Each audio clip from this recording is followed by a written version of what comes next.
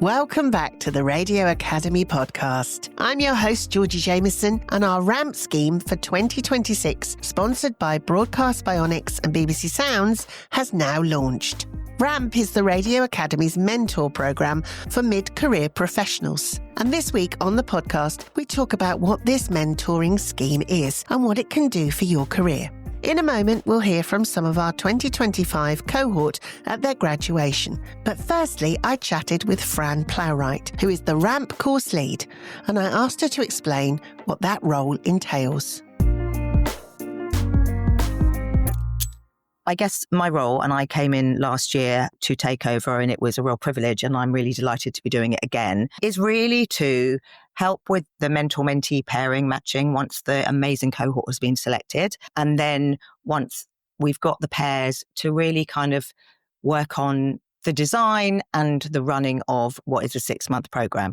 So my role is to kind of look at all the pairing, who we've got, and then program some workshops on leadership, run the action learning sets, which are designed to be dynamic, small, confidential spaces that the individuals get put into in groups. And once they're in those groups, they stay, and we support them to talk about any issues that might be coming up for them professionally or personally, but mainly their professional things that then they get supported to solve. Or they're not always problems, sometimes they're opportunities, and it's a positive space. But for them to kind of come up with the decisions helped by the group, to kind of design the rollout of when things will be programmed, as well as the leadership sessions and who I think would be great to bring in.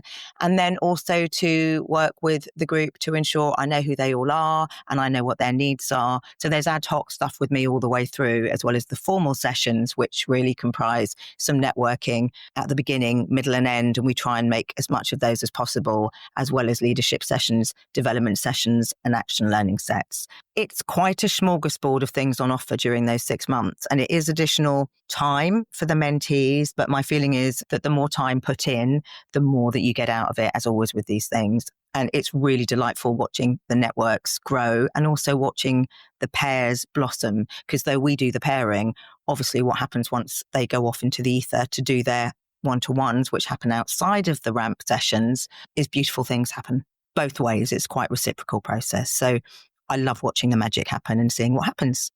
Yeah, absolutely. And I'm still in contact with my mentor all these years on, very much so. So it is lovely, and it can forge really great friendships and working relationships. You took over last year in this role. So what did you find people got out of RAMP? The feedback I got was it was a really important, and they hadn't realised how much it was needed. So it was a needed opportunity and space for mid to senior level producers and creatives to actually have time to focus on themselves, on their own professional development, and to really kind of look at and reflect at what's going on, where they're at in their careers now and where they would like to be. And often things are so frenetic. And I think especially if you're a freelancer, and this came up quite a lot, you're so busily hustling for the next piece of work and kind of plate spinning. But even if you're not freelance, you get stuck into a grid sometimes, that there isn't much time to put your head above the parapet and kind of look in a supported way at what you'd like to do next and where you'd like to go. It feels like as a RAMP lead, I hold a space for the mentees to come together, to get to know each other as a group, but also to really be able to think, what would I like for myself, and to take that time, because we really encourage them to take the time. And so for people applying for the program, I would say really make sure that your line manager or you get some support so that you do have that time. It isn't loads of time, but it's really important you make it, because otherwise it's the first thing to go. And actually, crucially, it's the most important thing. And I think that was what I got told, that it was really lovely to have that space and to feel seen and heard and not judged. And then the other side of it is the kind of networking, peer support, which cannot be underestimated. So as well as having a mentor and someone in your corner, having a network of peers who are like-minded, even if they're all over the country, who you can check in with or sense check stuff, and they've all given each other work actually subsequently, is a really important thing, and something I think once we get people in the door, we forget that mid to senior level people need it as much as people coming in. What did you learn from the experience, Fran? I found it really moving and valuable to be able to have a privilege to hold a space for people to come and share whatever it is going on for them. And I think, we're in a really difficult world at the moment anyway, and post-pandemic work online, in person, freelancers trying to get work and all of the other things that life brings to us, to just be able to feel I was able to hold a space where people could bring things and offer support, not necessarily try and fix things, but bring things where I could support. I mean, I think I said it before, but it's a privilege. And also, I think I learned a lot about, we assume that if someone gets to a mid or senior level in their career, that they're sorted. And a reminder that none of us are ever fully sorted, and that lots of things come back to us, even if we think we're on the right track or in the right career and off we're going into the sunset, there's always things that can be tweaked. And so it's really important to remember that and not to make assumptions about where anyone's at and what they may or may not need. And so creating a space where people can be authentically themselves and really honest is a really lovely thing to do. That's what I think I got from it. And I also really enjoyed a bit of creative license to be able to think, what would people like? And to try and ask them what they'd like in terms of some leadership sessions, and to then bring those into the programming, which I really love doing. I know you're passionate about mentoring, and this is a mentoring program. What would you say is the power of mentoring? I really believe that having someone, and what I say is having someone in your corner, can be completely transformational. And I think there's something about this mentoring relationship where, you know, you may or may not become friends, and it's really lovely that you're still in touch with your mentor, but it isn't going into it to become a friend or a best friend. And I always say you're not, to the mentors, you're neither mum nor best mate, but crucially, you're also not a line manager. So it's not a performative relationship. And I think that's really important. It has to be honest. Everyone has to come in at it from, this is where I'm at and this is what I need, as opposed to people showing or flexing that they're a little bit more senior or more confident than they are. It needs to be, show me your vulnerability. And then the mentor will also reflect that back to them, and they will have their own issues, even if they are very senior figures in the audio digital content industry. It's about that. It's about having someone in your corner who is a critical friend, who has your back, who will always have your best interests at heart, but who is not scared of saying, okay, let's just dial this back and let's look at it. And maybe you could think about, you know, try not to do too many things. Let's just look at one thing to help give perspective. But also the mentor's not there to be a therapist. That's not their role. And they're not there to fix anything. That's also not their role. So those things are really important. And I try and sort of remind, whenever I do any briefings for mentors or mentees, I really remind that it's an honest space that you come into together. And if you can be honest about that, then I think magic can happen. Also, the heavy lifting and the work needs to come from the mentees. They will get the most out of it if they put the work in. There's no point having a meeting and having a list of things that they really want, and the mentor makes some suggestions or follows up with some suggestions. But if nothing gets acted upon between that month to the next month, then there's no point, very little point doing it, because then it's just like having a one-to-one, but actually nothing happens. You know, you have to come in as a mentee with energy and trust, but also a commitment to really putting the work in. And then that's when I think results really can happen. So let's talk about that work then. You've got a mentor. How would you advise someone to get the best out of that mentoring relationship? How should they prepare? I think it's really important at the beginning to set parameters. And I also say to the mentors to set some boundaries and expectations. A lot of our mentors, as you know, are very busy people. The mentees are busy.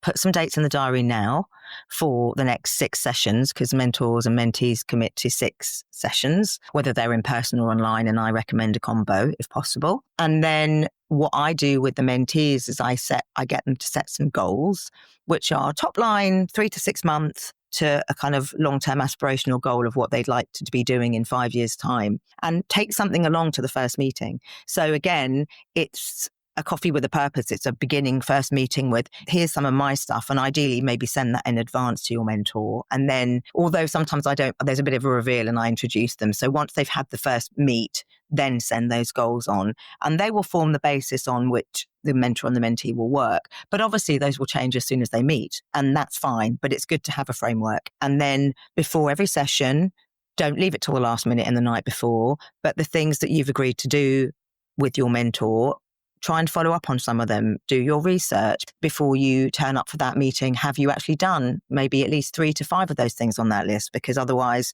you don't want to be wasting people's time and you don't want to be repeating the same thing. And I think the only time I see mentors get frustrated is if either the mentee doesn't show up or is a bit late, which barely happens. But when that does, obviously that's really not okay. But also when it feels like the mentee's not really putting the meaningful work in. And that does mean going into it, not just being available for meetings. And then also just taking time to review the goals and to look at who your mentor is and really research them and think, well, how could I best use them? What are their skill sets? What do they do for a day job? But have I asked them a little bit about themselves so I know what other areas they may have worked in prior to this? So not top line, but kind of do the research and just give it some thought. And I think that is what I mean by heavy lifting. And that will be organic between each mentor and mentee, and it will change over the 6 months. But when I hear mentees reporting back on how amazing their experience has been, it's been because the good energy and the goodwill and putting the work in did happen. Thank you to RAMP course lead Fran Plowright. Next, let's hear from some of our 2025 cohort about what they got from the scheme. Here they are chatting on their graduation evening with former RAMP mentee Tim Humphreys from BFBS. My name is Tom Wally. I am the CEO of T-Bone Productions. Tom, what was your aim when you first applied to and then got through successfully to RAMP 2025? One of the things was just guidance. My career has changed dramatically in the last couple of years where, I've set up my own business and I'm starting to think more like a business person than a radio person and how to get the most out of that. But the other thing is that I live in Nottingham. I've moved around the country quite a bit. I live in Nottingham these days, and a lot of my work is done on my own in my studio. In fact, I'm in there 5 days a week on my own. So community is something I've lost. And this has been the big thing to take away from RAMP. It has helped me build up a new community, and re-establish some other relationship. That's been what I wanted to get out of it. I'm Dhruti Shah, and I am a freelance creative practitioner and a creative lead at Have You Thought About, which is my own independent consultancy, podcast, newsletter, media empire of one.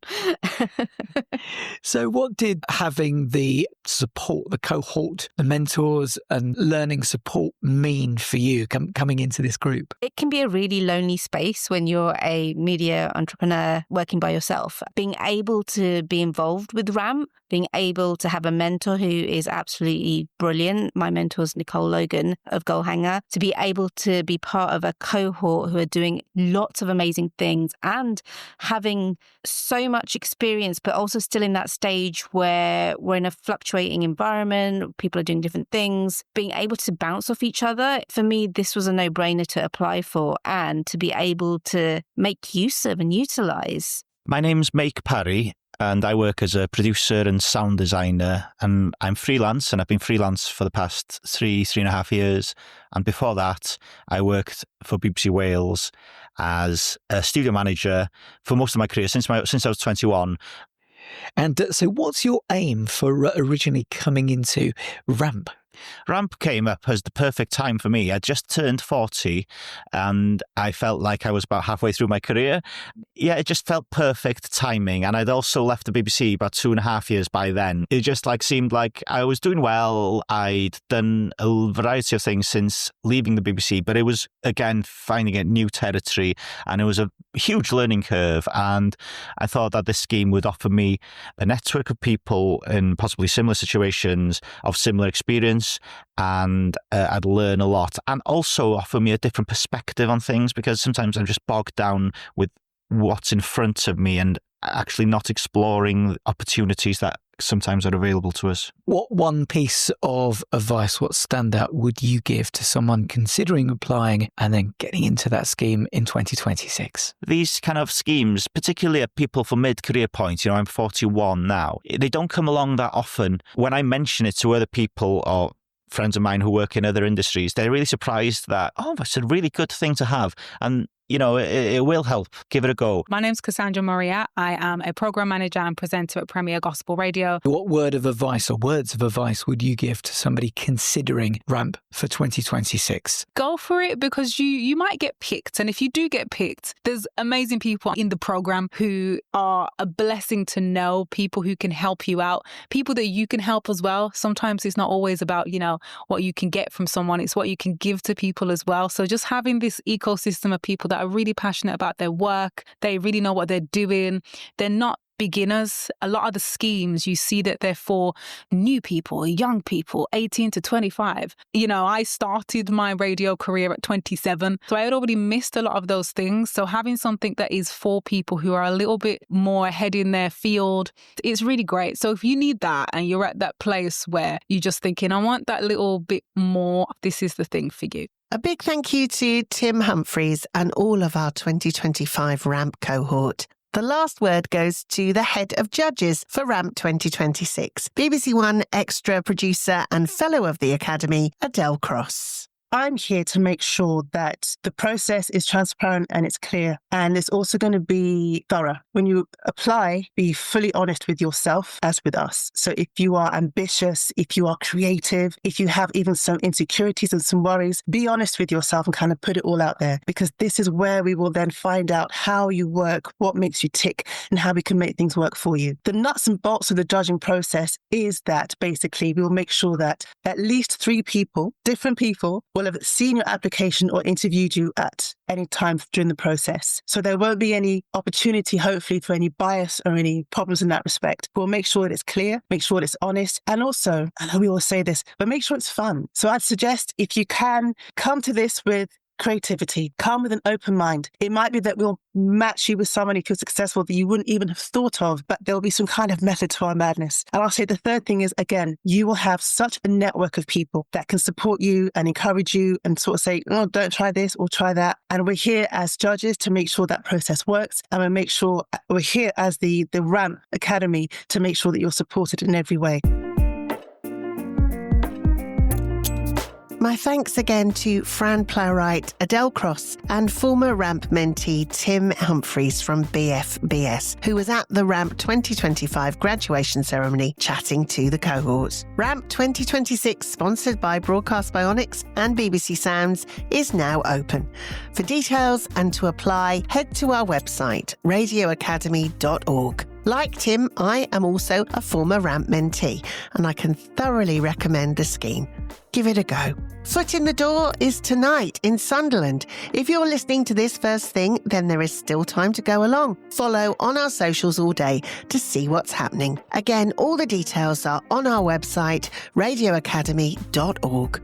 And next week, our podcast comes from our Foot in the Door Sunderland event, including chats with the speakers and panels and thoughts from those taking part. Spark Sunderland will be guest presenting the podcast from Foot in the Door, so I'll hand over to them for next week, and I'll see you in a fortnight.